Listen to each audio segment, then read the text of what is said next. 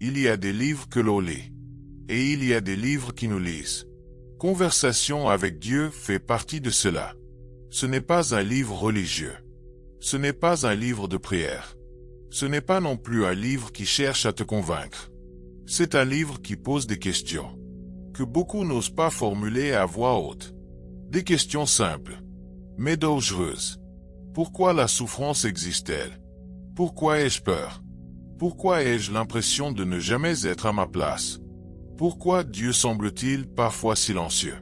Neale Donald Walsch n'a pas écrit ce livre depuis une position de sagesse. Il l'a écrit depuis le sol, depuis la perte, depuis la colère, depuis l'échec. Il n'était ni maître spirituel, ni gourou, ni théologien. Il était un homme brisé, qui, une nuit, a écrit à Dieu. Non pas pour demander de l'aide, mais pour accuser. Il a écrit avec rage, avec fatigue, avec honnêteté. Et il s'est passé quelque chose qu'il n'attendait pas. Une réponse est venue. Pas une voix tonitruante, pas un miracle, pas une apparition. Une voix intérieure, calme, claire, sans jugement. C'est cette conversation que nous allons traverser ensemble, chapitre par chapitre, sans filtre, sans dogme, sans peur. Tu n'as pas besoin de croire à tout ce qui sera dit ici.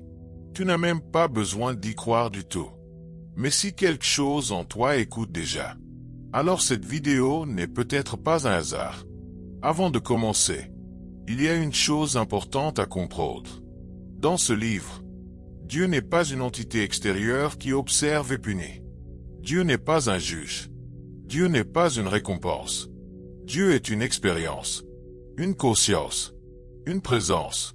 Et la question centrale n'est pas « Est-ce que Dieu existe ?» La vraie question est « Suis-je prêt à écouter autrement ?» Dans cette vidéo, nous allons suivre le chemin exact du livret, du premier cri de détresse, jusqu'au souvenir de qui nous sommes réellement. Prends ton temps, écoute lentement, et surtout, n'écoute pas seulement avec ton esprit. Pour comprendre ce livre, il faut revenir à l'instant précis où tout commence. À un homme seul, fatigué, en colère, qui décide d'écrire à Dieu. Chapitre 1 est le cri d'un homme brisé. Avant toute spiritualité, avant toute sagesse, avant toute vérité, il y a un moment que beaucoup d'êtres humains connaissent, mais que peu osent reconnaître.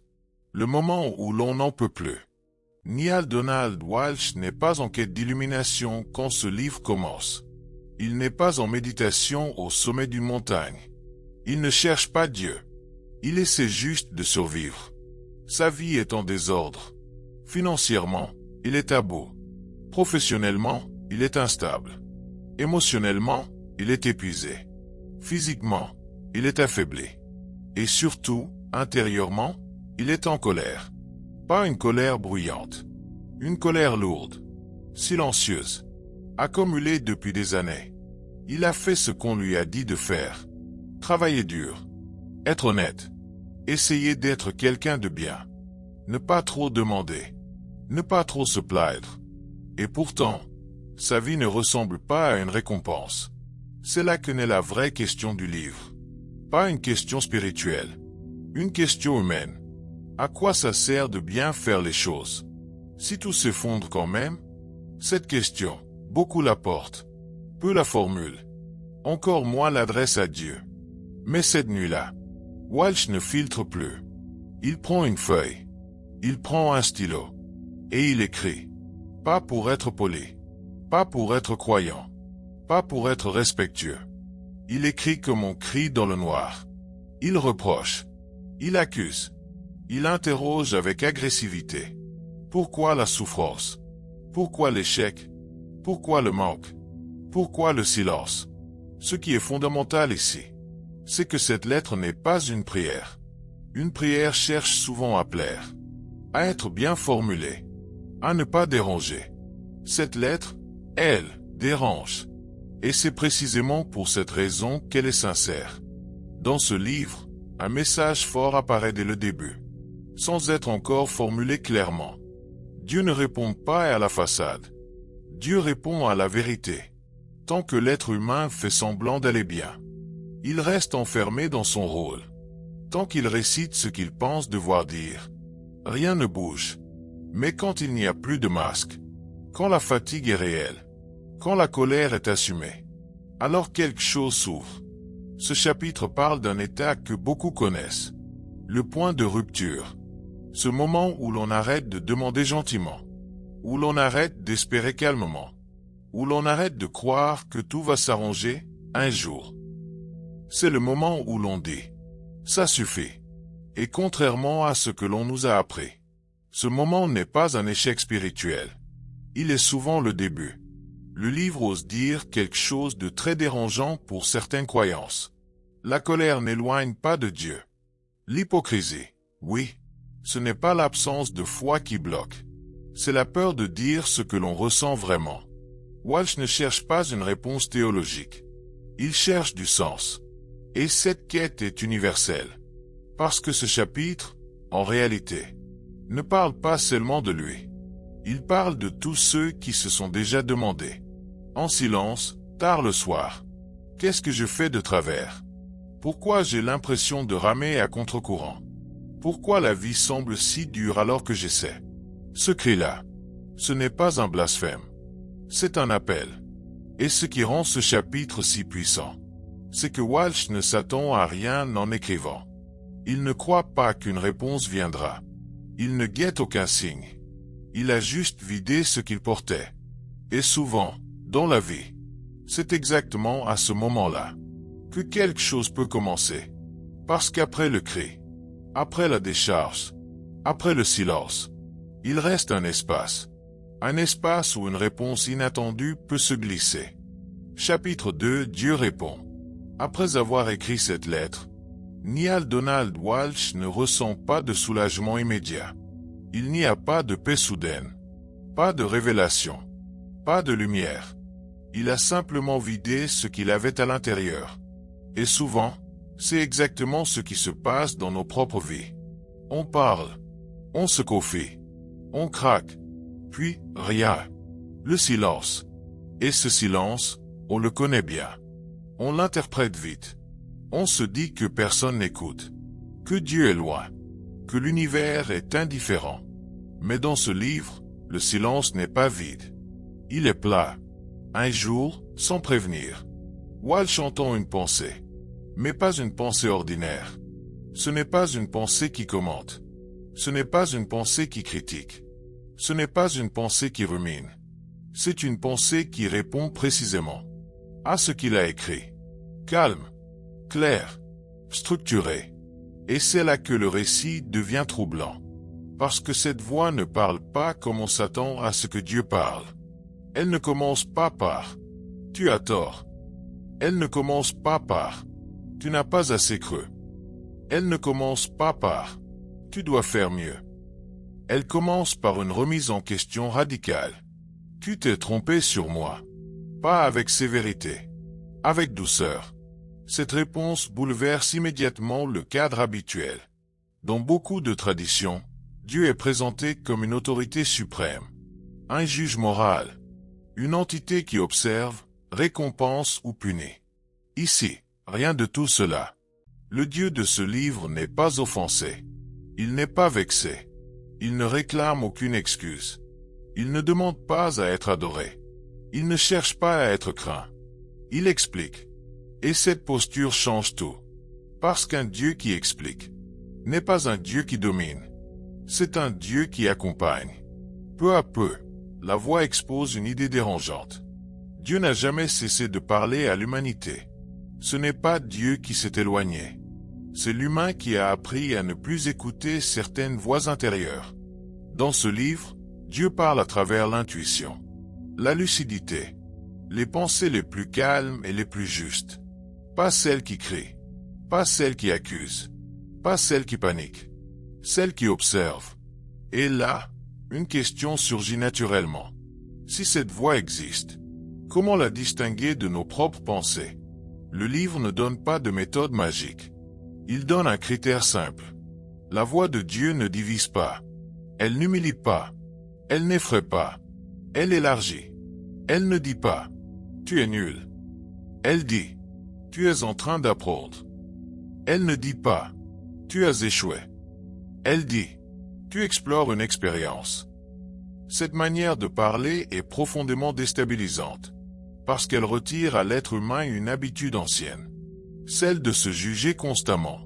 Dans cette conversation, Dieu ne reproche rien à Walsh, et cette absence de reproche est presque choquante. Parce que si Dieu ne reproche rien, si Dieu ne punit pas, si Dieu n'accuse pas, alors d'où vient cette voix intérieure si dure, si exigeante, si cruelle parfois? Le livre commence à poser une hypothèse dangereuse pour certaines croyances. La peur ne vient pas de Dieu. Et si la peur ne vient pas de Dieu, alors elle a été apprise, transmise, enseignée, intégrée. Ce chapitre ne cherche pas à convaincre. Il installe un doute sain. Il ne dit pas « Crois que Dieu te parle ». Il dit « Observe la nature de tes pensées ». Et plus la conversation avance, plus une distinction devient claire. Toutes les pensées ne sont pas égales. Certaines ferment, d'autres ouvrent. Certaines contractent, d'autres apaisent. Certaines isolent, d'autres relient. Le Dieu de ce livre parle toujours du côté de l'ouverture. Et cette révélation mène naturellement à une question encore plus profonde. Si Dieu ne parle jamais par la peur, si Dieu ne parle jamais par la menace, si Dieu ne parle jamais par la culpabilité, alors l'image de Dieu que l'humanité porte depuis des siècles mérite peut-être d'être examinée, sans violence, sans rejet, mais avec honnêteté. Car à ce stade du livre, une chose devient difficile à ignorer. Le Dieu de la peur et le Dieu de l'amour ne peuvent pas être la même chose. Et c'est précisément là que la conversation prend un tournant décisif. Chapitre 3. La peur n'a jamais été divine. À mesure que la conversation avance, quelque chose devient de plus en plus évident. Ce qui sépare l'être humain de Dieu n'est pas le péché, n'est pas l'erreur, n'est pas l'ignorance, c'est la peur. Mais pas n'importe quelle peur. Une peur bien précise. Une peur apprise. Dans ce chapitre, le livre ose poser une affirmation radicale. Dieu n'a jamais utilisé la peur pour communiquer avec l'humanité. Jamais. Et cette idée, à elle seule, fait trembler des siècles de croyances. Parce que si la peur ne vient pas de Dieu, alors elle a une autre origine. Et cette origine, le livre la pointe sans détour. L'homme lui-même. Au fil de l'histoire, l'humanité a fabriqué une image de Dieu. À son image, un Dieu qui surveille, un Dieu qui juge, un Dieu qui punit, un Dieu qui récompense les obéissants et condamne les autres. Pourquoi? Parce que la peur est un outil puissant. Un être humain qui a peur est plus facile à contrôler, plus facile à diriger, plus facile à faire taire. Le livre ne s'attaque pas à la foi. Il s'attaque à l'instrumentalisation de la foi. Il montre comment, peu à peu, l'idée de Dieu a été utilisée pour structurer des sociétés, imposer des règles, créer de l'ordre, au prix de la liberté intérieure. Dans cette vision, Dieu devient un parent sévère, un surveillant, un juge moral permanent, et l'être humain apprend à vivre sous pression. Il apprend à surveiller ses pensées, à censurer ses désirs, à réprimer ses questions. Parce qu'on lui a dit, si tu penses mal, tu es mauvais. Si tu doutes, tu es faible. Si tu échoues, tu es coupable. Le livre démontre cette mécanique pièce par pièce. Il affirme que la peur n'élève jamais la conscience. Elle la contracte. Une personne guidée par la peur ne devient pas meilleure. Elle devient prudente, soumise, fragmentée intérieurement. Prenons un exemple simple. Un enfant qui obéit par peur n'apprend pas la sagesse. Il apprend l'évitement. Il fait ce qu'on lui demande. Non pas parce qu'il comprend, mais parce qu'il redoute la sanction. Selon le livre, appliquer ce modèle à Dieu est une erreur fondamentale, car un Dieu qui enseigne par la peur n'enseigne pas l'amour. Il enseigne la survie. Et là, une distinction essentielle apparaît. L'amour élargit. La peur rétrécit. L'amour invite. La peur contraint. L'amour propose. La peur impose. Dans cette conversation, Dieu affirme clairement qu'aucune transformation réelle ne peut naître de la peur. Une personne peut changer de comportement par peur, mais jamais de conscience. C'est pour cela que, selon le livre, l'humanité répète sans cesse les mêmes erreurs. Elle corrige la surface, mais jamais la racine. Elle obéit, mais ne comprend pas. Et plus profondément encore, ce chapitre nous pousse à regarder notre propre vie. Combien de décisions prenons-nous? Par peur? Peur de manquer. Peur d'être rejeté. Peur de décevoir. Peur d'échouer. Peur de ne pas être à la hauteur. Le livre suggère que beaucoup de ces peurs ont été intériorisées très tôt. Pas seulement par la religion, par l'éducation, par la société, par la culture. On nous a appris à associer la valeur à la performance, l'amour à la condition, la reconnaissance au mérite. Et inconsciemment, nous avons projeté ce schéma sur Dieu. Un Dieu qui aime si tu es sage, qui accepte si tu respectes les règles, qui punit si tu dévies. Mais dans cette conversation, Dieu dit quelque chose de radicalement différent. L'amour n'est pas conditionnel.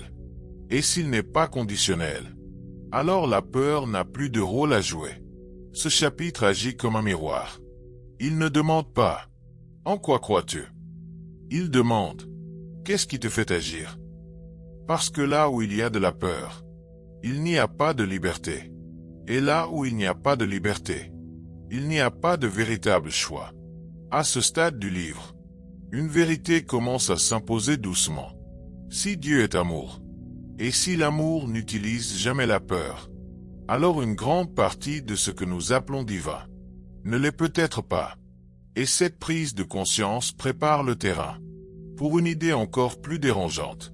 Si Dieu ne juge pas, si Dieu ne punit pas, si Dieu n'utilise pas la peur, alors le bien et le mal, tels que nous les concevons, méritent d'être réexaminés. Et c'est exactement là que la conversation nous conduit maintenant. Chapitre 4 Le bien, le mal et l'illusion de l'erreur. À ce point de la conversation, quelque chose commence à se fissurer sérieusement. Si Dieu ne parle pas par la peur, s'il ne juge pas, s'il ne punit pas, alors une question devient inévitable. Qu'en est-il du bien et du mal? Depuis toujours, on nous a appris à voir le monde comme un tribunal permanent. Il y aurait d'un côté le bien, de l'autre le mal, des actes justes, des actes condamnables, des âmes qui méritent, d'autres qui échouent. Cette vision structure nos lois, nos morales, nos religions, et même notre manière de nous juger nous-mêmes. Mais dans ce chapitre, le livre propose une idée profondément déstabilisante. L'erreur n'existe pas, pas dans le sens où tout serait acceptable, mais dans le sens où tout serait expérience. Dieu explique que l'âme ne vient pas sur terre pour être parfaite. Elle vient pour expérimenter. Et cette distinction change tout. Car si l'objectif n'est pas la perfection, alors l'échec perd son statut de faute. Il devient information. Prenons une image simple. Un enfant qui apprend à marcher tombe. Souvent, très souvent, mais personne ne le juge. Personne ne lui dit « Tu as échoué moralement ». On comprend intuitivement que tomber fait partie du processus. Selon le livre, la vie fonctionne exactement de la même manière. Sauf que, devenus adultes, nous avons oublié cela. Nous avons transformé l'apprentissage en condamnation. Quand quelque chose ne fonctionne pas dans nos vies, nous ne disons pas « J'expérimente ». Nous disons « J'ai raté ». Je suis nul. J'ai mal fait. Et ce glissement est destructeur, car il transforme l'expérience en identité. Le livre insiste sur un point clé. Tu n'es pas ce que tu fais. Tu es ce que tu choisis d'être. À travers ce que tu fais, le bien et le mal, dans cette perspective, ne sont pas des absolus cosmiques. Ce sont des repères contextuels, des balises temporaires, qui nous aident à comprendre ce que nous sommes en train d'explorer. Dieu explique que l'âme ne peut pas connaître ce qu'elle est, sans connaître ce qu'elle n'est pas. Tu ne peux pas faire l'expérience du pardon, sans avoir d'abord connu la faute. Tu ne peux pas faire l'expérience de la générosité, sans avoir d'abord rencontré le manque. Tu ne peux pas faire l'expérience de la paix, sans avoir traversé le conflit. Cela ne signifie pas que la souffrance est souhaitable. Cela signifie qu'elle est signifiante. Et cette nuance est essentielle. Dans ce chapitre, le livre ne justifie pas la violence. Il ne glorifie pas la douleur. Il explique pourquoi elle existe. Parce que sans contraste, il n'y a pas de conscience. Imagine un monde où tout serait constamment parfait, sans moque, sans tension, sans friction. Dans un tel monde, comment saurais-tu ce qu'est la joie? Comment reconnaîtrais-tu la compassion? Si personne n'avait jamais souffert, le livre va encore plus loin. Il affirme que l'âme choisit ses expériences, avant même de les comprendre, non pas pour se punir, mais pour se connaître. Cette idée est difficile à accepter, parce qu'elle nous enlève une habitude profondément ancrée, celle de chercher un coupable. Si l'erreur n'existe pas, alors il n'y a plus personne à condamner. Ni Dieu, ni les autres, ni soi-même. Il reste seulement des choix, et leurs conséquences. Et c'est ici que le chapitre devient inconfortable. Car sans erreur absolue, la responsabilité revient entièrement à l'individu. Plus moyen de dire « Je suis comme ça à cause de Dieu ». C'est écrit. Je n'y peux rien. Le livre ne supprime pas la morale. Il la transforme. Il ne dit pas « tout se vaut ». Il dit « tout apprend quelque chose ». Et ce que tu fais de cet apprentissage définit ton niveau de conscience. À ce stade, une autre idée commence à émerger naturellement. Si l'erreur n'existe pas, si chaque expérience a un sens, si chaque choix enseigne quelque chose, alors la vie n'est peut-être pas quelque chose qui nous arrive. Elle est peut-être quelque chose que nous créons. Et cette pensée, lentement, nous conduit vers une révélation encore plus dérangeante. Chapitre 5. Tu crées ta propre réalité. À force de suivre ce raisonnement, une idée devient impossible à éviter. Si l'erreur n'existe pas, si chaque expérience a un sens, si la vie n'est pas un tribunal, alors elle n'est peut-être pas non plus une loterie. Dans ce chapitre, le livre franchit un seuil décisif. Il affirme que la réalité n'est pas quelque chose qui nous arrive. Elle est quelque chose que nous produisons. Pas consciemment, pas volontairement à chaque instant, mais continuellement. Et cette idée est vertigineuse, parce qu'elle enlève à l'être humain l'un de ses refuges préférés, le rôle de victime.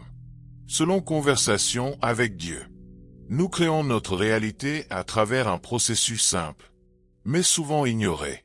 Pensée, parole, action, expérience. Tout commence par ce que nous croyons être vrai. Pas ce que nous disons croire, pas ce que nous affichons, mais ce que nous portons profondément à l'intérieur. Prenons un exemple concret. Une personne qui croit profondément que le monde est dangereux agira avec méfiance. Elle parlera avec prudence. Elle interprétera les gestes des autres comme des menaces. Elle attirera, sans le vouloir, des situations qui confirmeront sa croyance. Et un jour, elle dira: tu vois bien, le monde est dangereux. Mais ce qu'elle ne voit pas, c'est qu'elle a participé à la création de cette expérience. Le livre insiste sur un point crucial. La vie ne nous donne pas ce que nous voulons. Elle nous donne ce que nous croyons. Et cette distinction est fondamentale. Beaucoup de gens veulent l'abondance, mais croient au manque. Ils veulent l'amour, mais croient à l'abandon. Ils veulent la paix, mais croient au conflit. La vie ne répond pas au désir. Elle répond aux convictions. Dans ce chapitre, Dieu explique que chaque pensée est une déclaration. Chaque parole est une affirmation. Chaque action est une confirmation. Et à force de répétition, Ces confirmations deviennent une réalité vécue. Ce mécanisme est impersonnel. Il ne punit pas. Il n'évalue pas. Il reflète. Comme un miroir. Si tu t'approches d'un miroir en colère, il ne te sourira pas pour te rassurer. Il te renverra ce que tu montres. La réalité fonctionne de la même manière. Ce chapitre devient inconfortable parce qu'il met en lumière une vérité simple. Nous avons beaucoup plus de pouvoir que nous ne le pensons, mais nous l'exerçons souvent inconsciemment. Et quand on exerce un pouvoir sans conscience, on a l'impression de subir. Le livre ne dit pas que tout est facile. Il ne dit pas que tout est instantané. Il ne dit pas que la pensée magique suffit. Il dit que la direction intérieure précède toujours la forme extérieure. Changer une vie ne commence pas par changer les circonstances. Cela commence par changer la relation que l'on entretient avec ses propres pensées. Ce chapitre nous pousse aussi à regarder notre langage. Combien de fois disons-nous « Je n'ai pas le choix. C'est comme ça. Je suis comme ça. » Chaque phrase de ce type est une instruction envoyée à la réalité. Et la réalité obéit. Non pas parce qu'elle est consciente, mais parce qu'elle est cohérente. Ce chapitre ne cherche pas à culpabiliser. Il cherche à responsabiliser. Il ne dit pas « Tout est de ta faute ». Il dit « Tout est une opportunité de reprendre le pouvoir ». Et cette reprise de pouvoir n'est pas extérieure. Elle commence par une observation honnête. Qu'est-ce que je crois vraiment? Pas ce que je veux croire. Pas ce que je devrais croire. Mais ce que mes choix quotidiens révèlent. À ce stade du livre, une transformation subtile s'opère. L'être humain cesse d'attendre un sauveur. Il cesse d'attendre un signe extérieur. Il commence à comprendre qu'il participe activement à la construction de son expérience de vie. Et cette compréhension ouvre une autre porte. Si nous créons notre réalité, alors qui sommes-nous réellement? Pour avoir ce pouvoir, cette question n'est pas philosophique. Elle est existentielle. Et c'est exactement là que la conversation nous mène maintenant. Chapitre 6, tu n'es pas ton corps. À mesure que la conversation avance, une illusion fondamentale commence à se dissoudre. Si nous créons notre réalité, si nos croyances façonnent notre expérience, alors une question devient inévitable. Qui est ce « nous » qui crée? Dans ce chapitre, le livre s'attaque à l'une des peurs les plus profondes de l'être humain. La peur de disparaître. Depuis l'enfance, nous avons appris à nous définir par ce que nous voyons. Un corps, un eau, une histoire, un passé, un futur projeté. Nous disons « Je suis mon corps. Je suis cette identité. Je suis ce rôle. » Mais selon Conversation avec Dieu, cette identification est incomplète. Elle n'est pas fausse, mais elle est partielle. Le livre affirme que l'être humain n'est pas un corps qui possède une âme, mais une âme qui utilise un corps. Et cette inversion change tout. Parce que si tu es ton corps, alors la mort est une fin. Mais si tu es plus que ton corps, alors la mort devient une transition. Le livre ne cherche pas à rassurer naïvement.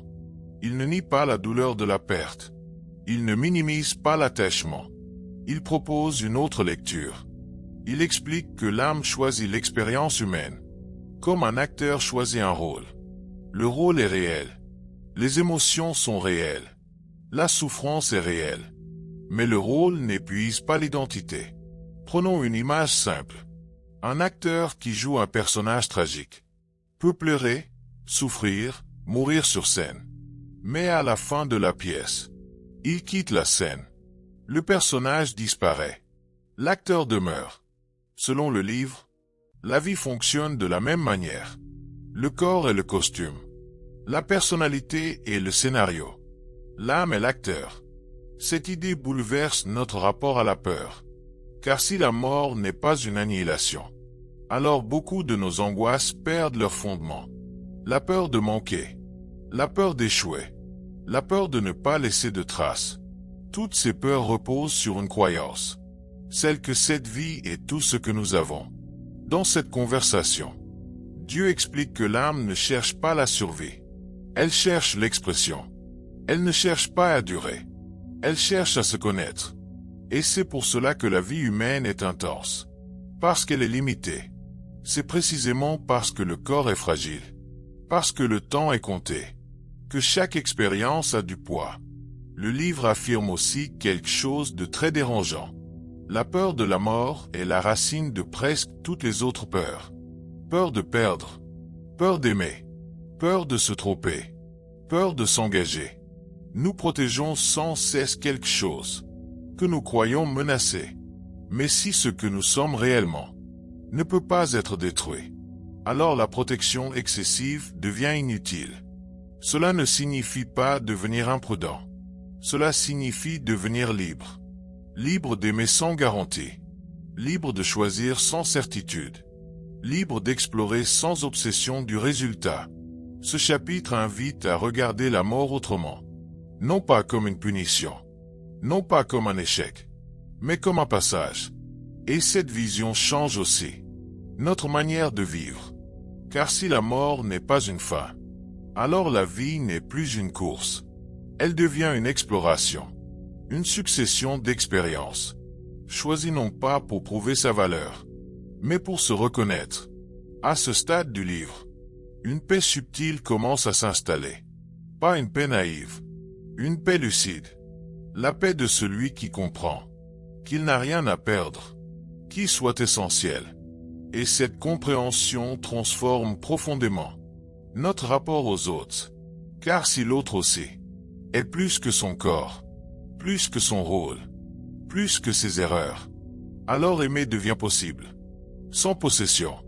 Et cette ouverture mène naturellement vers un autre thème central du livre. L'amour. Pas l'amour conditionnel, pas l'amour contractuel, mais l'amour tel qu'il est décrit ici, comme reconnaissance de ce que l'autre est réellement. Chapitre 7. L'amour sans condition, les relations comme miroir. L'amour, tel qu'il est présenté dans ce livre, n'a presque rien à voir avec ce que nous appelons amour au quotidien. Dans la plupart des vies humaines, l'amour est associé au besoin. Besoin d'être vu. Besoin d'être rassuré. Besoin d'être choisi. Besoin de ne pas être seul. Mais selon cette conversation, dès que l'amour devient un besoin, il cesse d'être libre. Il devient une négociation. On aime à condition. On donne en espérant recevoir. On s'attache pour se sécuriser. On s'engage pour ne pas perdre. Et très souvent, on appelle cela amour. Le livre propose une distinction radicale.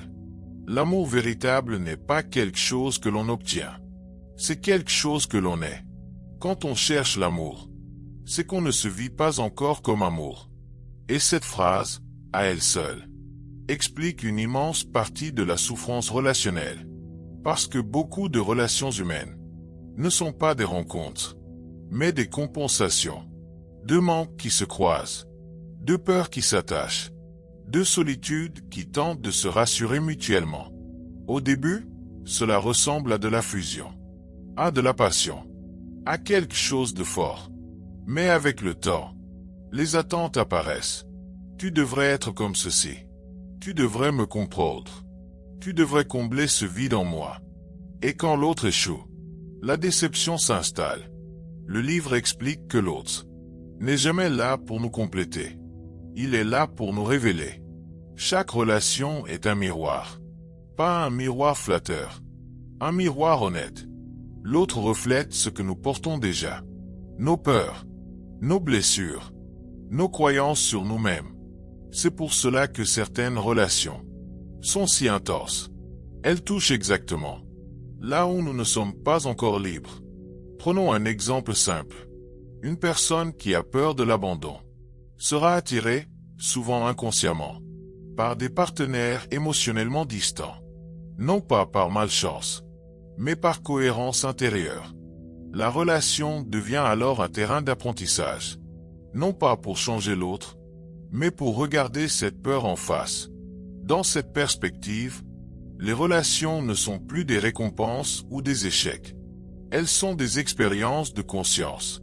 Le livre va encore plus loin. Il affirme que l'amour véritable ne cherche pas à la posséder. Il cherche à reconnaître l'autre, comme un être libre, en évolution, en exploration. Aimer quelqu'un, dans ce sens, ce n'est pas vouloir qu'il reste, c'est vouloir qu'il soit pleinement lui-même, même si cela signifie qu'il ne nous choisira pas toujours. Et cette idée est extrêmement difficile à accepter, parce qu'elle retire à l'amour sa fonction sécuritaire, mais elle lui rend sa fonction essentielle, révéler la vérité. Dans cette conversation, Dieu explique que l'amour n'a jamais été censé enfermer.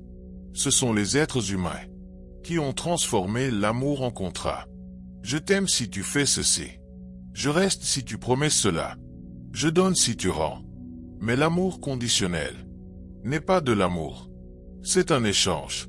Et cet échange, même s'il peut être confortable, ne libère jamais. Ce chapitre invite à un renversement profond. Au lieu de demander « Est-ce que tu m'aimes ?», il propose de se demander « Est-ce que j'aime librement ?» Car là où l'amour est libre, il n'y a pas de peur. Et là où il n'y a pas de peur, il n'y a plus de manipulation, ni de soi-même, ni de l'autre. À ce stade du livre, quelque chose devient clair. L'amour n'est pas une récompense à mériter. C'est un état à reconnaître. Et plus une personne est connectée à ce qu'elle est réellement, moins elle a besoin de s'accrocher. Aimer devient alors un choix conscient, pas une stratégie de survie. Cette compréhension transforme aussi notre manière de voir les ruptures, les séparations, les pertes. Elles ne sont plus forcément des échecs. Elles sont parfois la fin d'une leçon. Quand une relation n'enseigne plus rien, elle peut se transformer ou se terminer, sans drame cosmique, sans punition divine, juste avec lucidité. Et cette lucidité ouvre un autre champ de réflexion. Si l'amour n'est pas un problème, si les relations sont des miroirs, si la vie n'est pas contre nous, alors qu'en est-il de l'argent, du succès et de cette tension permanente autour de l'abondance? C'est exactement là que la conversation nous conduit maintenant. Chapitre 8, Argent, manque et abondance. À ce stade de la conversation, le livre a déjà démonté beaucoup d'illusions. La peur, la faute, la mort, la dépendance affective. Il ne restait plus qu'un sujet que presque tout le monde sépare de la spiritualité. L'argent, dont beaucoup d'esprits. Argent et Dieu ne vont pas ensemble. L'un serait impur, l'autre sacré. L'un matériel, l'autre spirituel. Et cette séparation est précisément ce que le livre remet en question. Selon Conversation avec Dieu, l'argent n'est ni bon ni mauvais. Il est neutre. Ce qui lui donne une charge émotionnelle, ce sont nos croyances. Le problème n'est pas l'argent. Le problème est le rapport que nous entretenons avec lui. Le livre affirme que le manque n'est pas une réalité objective, mais un état intérieur. Deux personnes peuvent avoir exactement la même situation matérielle et vivre une expérience totalement différente. L'une se sentira pauvre, l'autre se sentira libre. Pourquoi? Parce que l'abondance ne commence jamais à l'extérieur. Elle commence par une idée très simple. La vie est généreuse. Mais beaucoup de gens ne croient pas cela. Ils croient que la vie est dure, qu'il faut se battre, qu'il faut mériter, qu'il n'y en a pas assez pour tout le monde. Et ces croyances, comme on l'a vu plus tôt, créent leur propre réalité. Le livre donne un exemple implicite mais puissant. Quand une personne croit profondément au manque, elle agit en fonction du manque. Elle accumule, elle retient, elle a peur de perdre. Et paradoxalement, cette peur bloque la circulation. Car l'abondance, selon le livre, est un flux. Ce qui circule vit. Ce qui stagne se fige.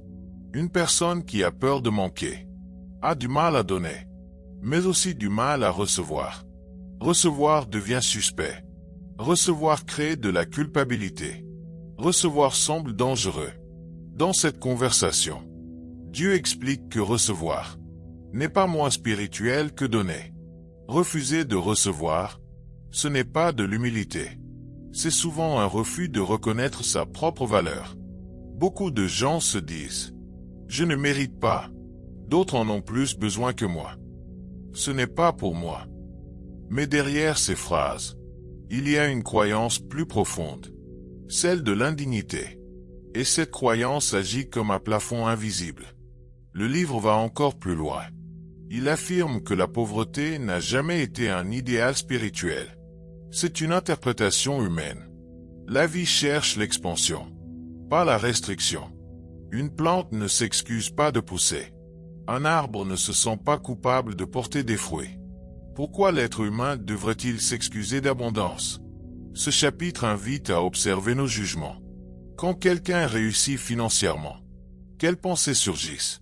Méfiance, critique, soupçon. Il doit y avoir un prix caché. Il a dû tricher. L'argent corrompt. Le livre ne nie pas que l'argent puisse amplifier certains traits.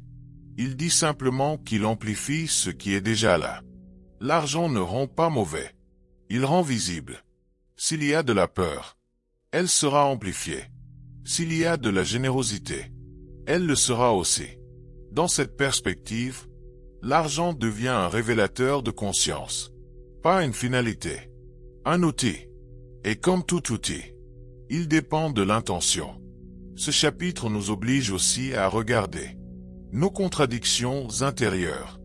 Beaucoup de gens disent vouloir l'abondance, mais méprisent ceux qui l'ont. Beaucoup veulent plus, mais condamnent intérieurement la réussite. La vie ne répond pas au discours. Elle répond à la cohérence. On ne peut pas attirer ce que l'on juge. Le livre insiste sur une idée centrale.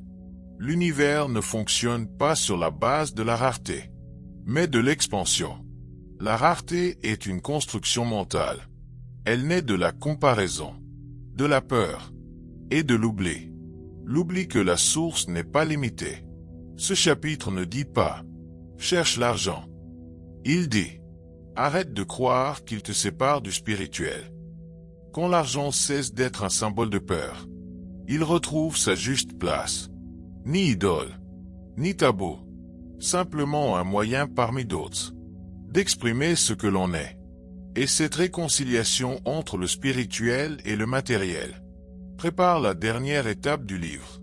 Car après avoir parlé de Dieu, de la peur, de l'identité, de l'amour et de l'abondance, il reste une question essentielle. Si tout cela est vrai, si la vie est une expérience choisie, si Dieu n'est jamais absent, alors pourquoi avons-nous oublié? C'est exactement là que la conversation nous mène maintenant. Chapitre 9, se souvenir de qui nous sommes. À la fin de cette conversation, il n'y a plus vraiment de nouvelles idées. Il n'y a pas de révélation spectaculaire, pas de concept supplémentaire à apprendre, pas de règles à suivre. Il ne reste qu'un mot, se souvenir. Le livre insiste sur un point essentiel. L'être humain n'est pas venu sur Terre pour apprendre quelque chose de nouveau, mais pour se rappeler quelque chose d'ancien, très ancien. Depuis le début, la conversation n'a jamais cherché à te transformer. Elle a cherché à retirer ce qui t'empêche de voir, les peurs, les jugements, les croyances héritées, les conditionnements, tout ce que nous appelons évolution spirituelle, n'est pas une accumulation. C'est un dépouillement. Nous avons oublié qui nous sommes, parce que l'oubli faisait partie de l'expérience. Si l'âme arrivait sur Terre en se souvenant de tout, il n'y aurait pas de jeu, pas de choix réel, pas de découverte. L'oubli rend l'expérience authentique. Le livre compare implicitement la vie à une immersion totale, comme un acteur qui accepte d'oublier qu'il joue pour vivre pleinement son rôle. Mais le problème commence quand l'acteur croit qu'il est le rôle, quand l'être humain croit qu'il est seulement son corps, son histoire, son statut, ses blessures. Alors la peur s'installe, la peur de perdre, la peur de manquer, la peur de mourir, la peur de ne pas être assez. Ce chapitre affirme quelque chose de simple, mais profondément libérateur.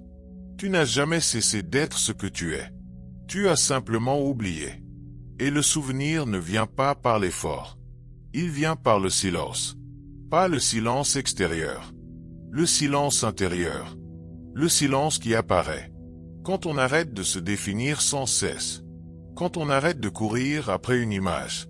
Quand on cesse de vouloir prouver sa valeur. Dans ce silence, quelque chose se révèle. Pas une voix forte. Pas une certitude mentale. Une reconnaissance. Un sentiment familier. Comme retrouver quelque chose que l'on n'a jamais vraiment perdu. Le livre explique que la vie ne nous teste pas. Elle nous invite. Chaque situation, chaque relation, chaque difficulté est une opportunité de souvenir.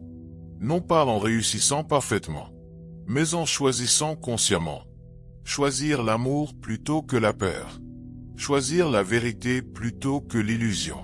Choisir la responsabilité plutôt que la plainte.